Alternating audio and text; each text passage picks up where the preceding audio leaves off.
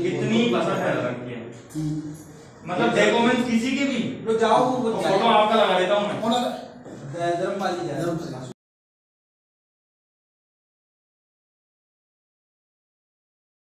नमस्कार, मैं अतर सिंह मीणा, आप देख रहे हैं चमकता राजस्थान समाचार पत्र।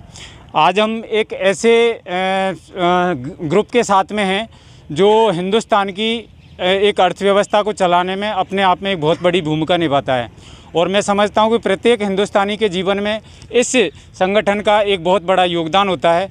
ये जिसको हम कह सकते हैं एक तरह से चालक, जैसे कि महाभारत में श्री कृष्ण के बगैर पूरी महाभारत का समापन नहीं हो पाया था और कदम कदम पर एक सारथी के तौर पे चल के और सत्य को विजय दिलाई। इसी तरीके से आज हमारे साथ कुछ जयपुर के टैक्सी ड्राइवर साथी हैं जिनमें बाइक गाड़ी चलाते हैं, बाइक टैक्सी। इनकी कुछ समस्याएं हैं, उनको लेकर ये आज जयपुर परिवहन आयुक्त को, परिवहन जो RTO अधिकारी हैं उनको अपना ज्ञापन देने आए हैं और इनका क्या कहना है इसके बारे में हम एक बार इनसे बात करेंगे। तो हमारे साथ हैं ओम जी, बताएं आप। देखिए सर, जो बाइक टैक्सी जो चल रही है तो कंपनियां क्या कर रही हैं, इसमें वाइट प्लेट चला रही है जो पर्सनल बाइक होती है। तो पर्सनल बाइक से क्या है, जो टैक्सी ड्राइवर हैं उनको नुकसान हो रहा है और इसमें राजस्व का भी नुकसान हो रहा है।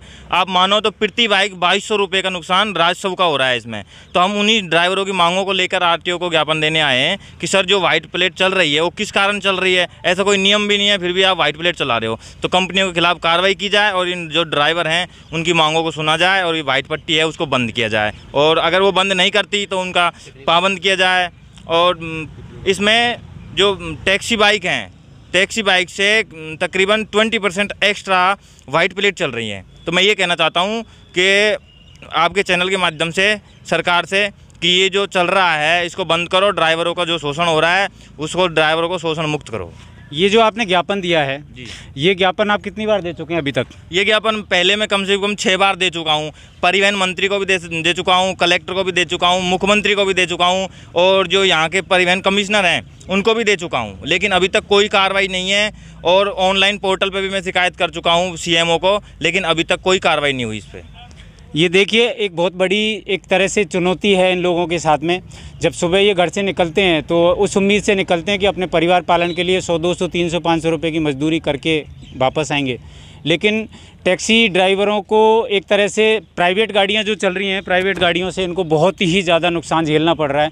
साथ में एक और सबसे बड़ी समस्या है, जैसे टैक्सी गाड़ी में गवर्नमेंट का तो जो नुकसान है वो है ही है, प्लस में इन लोगों को भी एक बहुत बड़ी समस्या का सामना करना पड़ रहा है। जैसे एक टैक्सी बाइक का इंश्योरेंस 3500 रुपये का होता है और जो पर्सनल बाइक वाला है उसका इंश्योरेंस 600-700 रुपये का होता है, प्लस में साल का इनको एक तरह से फिटनेस वगैरह अलग करानी पड़ती है, तो नुकसान काफ़ी ज़्यादा झेलना पड़ता है। और योगेश जी आप बताएं। सर, आपने एक बात कही थी कि गवर्नमेंट का नुकसान हो रहा है, तो गवर्नमेंट का नुकसान कहाँ से हो रहा है, मुझे बताएं कैसे हो रहा है। गवर्नमेंट के रूल के खिलाफ ये कंपनी कोई छोटी मोटी तो है नहीं कि दुकान खोल के दबा के बैठी है। ये कंपनियों को इन्होंने छूट दे रखी है, तभी तो ये प्राइवेट गाड़ियाँ लगा रहे हैं। मुझे तो लगता है इसकी मिली भगत है दोनों की, कंपनी की और सरकार की। आपका कहने का मतलब है कि गवर्नमेंट और कंपनियाँ दोनों मिली हुई हैं? भाई पैसे वसूल रहे हैं ये, इनका लगता है कि ये नुकसान में जा सकते हैं, गवर्नमेंट हमारे नुकसान में जा सकती है क्या? ये तो आम जनता को नुकसान पहुँचा रही है। प्राइवेट गाड़ियाँ भी चल रही हैं, टैक्सी मोटरसाइकिल चल रही हैं, गाड़ियाँ भी चल रही हैं। एयरपोर्ट आप देखो जाके, प्राइवेट कितनी सवारी लेके जा रही है। तो फिर टैक्सी गाड़ी का प्राइवेट का मतलब क्या हुआ? कोई मतलब नहीं है, गधा घोड़ा बराबर कर रखे हैं। मतलब ये है कि पैसा आए ना भाई, कुछ लोगों को टैक्सी में चलवाते हैं, कुछ को प्राइवेट में लेते हैं। प्राइवेट चलेंगे तो कंपनी वाले पैसे देंगे हमारे को, टैक्सी में चलेंगे तो टैक्सी वाले पैसे देंगे हमारे को, हमारे पास तो पैसा आ रहा है ना। अब ये भाई 5 बार ज्ञापन दे चुका है, आपके सामने बताया भी है, पर क्या कार्रवाई हुई? कोई आज तक सुनिए कि कार्रवाई हुई है? कार्रवाई हुई भाई साहब? कोई नहीं हुई। क्यों नहीं हुई? क्योंकि ऊपर से पैसा आ रहा है ना। तो ये साहब पैसे के नम्र निवेदन, आवेदन और ना माने तो दे दनादन। भाई मैं आपसे फिर कह रहा हूँ कि आप अपना हथियार खुद बनो और जुर्म के खिलाफ आवाज़ उठाओ। राजी से नहीं मानेगा तो गैरराजी मानेगा, कोई भी हो। और आपने बात कही थी एक सारथी की, कृष्ण भगवान की, कृष्ण की कही थी, वो सारथी एक अलग हो गया था। आज सारथी तो मरने को मजबूर है। ये सारथी किसको जीत दिलाएंगे? ये खुद ही नहीं जीत नहीं पा रहे। वहाँ पे कृष्ण जी ने सारथी बन के सत्य का साथ देके सत्य की विजय हुई थी। यहाँ पे तो मैं देखता आ रहा हूँ कि सत्य का तो कोई स्तुति नहीं है, झूठ का बोलबाला है। तो सर आपके माध्यम ये समस्या तो बहुत पुरानी है और बहुत पहले से चल रही है, फिर उसके बावजूद भी क्या ऐसा कारण है जिसकी वजह से आप लोग अपनी जो समस्या है उनका निवारण नहीं करवा पा रहे? करप्शन, हमारी अखंडता, मतलब बिखरे हुए हैं सॉरी, हम एकता नहीं हो पाती है। हमने 2017 में भी हमने एक हड़ताल करी थी 1 अप्रैल के लिए, 10 दिन हड़ताल चली थी। तो मैं साफ कहूँगा, वो शैलेंद्र अग्रवाल जी थे, ट्रांसपोर्ट मिनिस्टर साहब थे, बड़े मतलब हेड थे वो राजस्थान के, वो पैसे ले गए, डकार गए और आज तक कोई समाधान नहीं हुआ उसमें। कौन थे शैलेंद्र अग्रवाल जी? अरे सर कमिश्नर थे ना, राजस्थान के हेड थे, वो बाप थे राजस्थान के ट्रांसपोर्ट विभाग के। नहीं, यूँ तो देखो, जब अभी कुछ दिन पहले जब ये कांग्रेस सरकार राजस्थान में आई है, उससे पहले बीजेपी गवर्नमेंट थी, उस समय पे कुछ टैक्सी ड्राइवरों ने जयपुर कलेक्ट्री सर्किल पर धरना दिया था। उस टाइम मैं मौजूद था। उस टाइम क्या बात हुई थी, कौन नेता वहाँ पहुँचा था, फिर मैं बताऊँगा। वहाँ पे प्रताप जी सिंह जी गए थे खचरियावास, जो परिवहन मंत्री निकल के गए अभी कुछ समय के। तो उन्होंने बोला था कि अगर मैं होता ना सरकार में तो उनको कान पकड़ के निकाल देता। तो मैं तो अभी वो 3 साल रही हैं, अब तक पहुँचाना भाई साहब, शेयर करके उसको उन तक पहुँचाना, तो उन तक पहुँचाना इस वीडियो को। उन पर कुछ नहीं हुआ, वो कार्यकाल में रह के चले गए। तो वो क्या झंडा उखाड़ गए, कुछ उखाड़ लिया क्या, ओला ओवर का कुछ नहीं उखड़ा, वो जनता का, आप टैक्सी वालों का। मैं ये कह रहा था, अभी खाचरियावास का जिक्र हुआ, तो जो मंत्री जी थे, परिवहन मंत्री जी, उनके पास हम गए 2 बार। एक बार गए तो पीए ने बोला भैया कुछ नहीं होने वाला, जाओ। मंत्री जी मिले ही नहीं।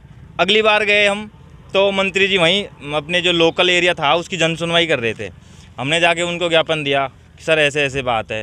तो मंत्री जी बोले कि मैं गरीबियों के पेट पर लात नहीं मारूंगा। मैंने सर, हम अगर ये गैर कानूनी है तो आपको करना पड़ेगा ऐसा, कि नहीं मैं ऐसा कुछ नहीं कर सकता।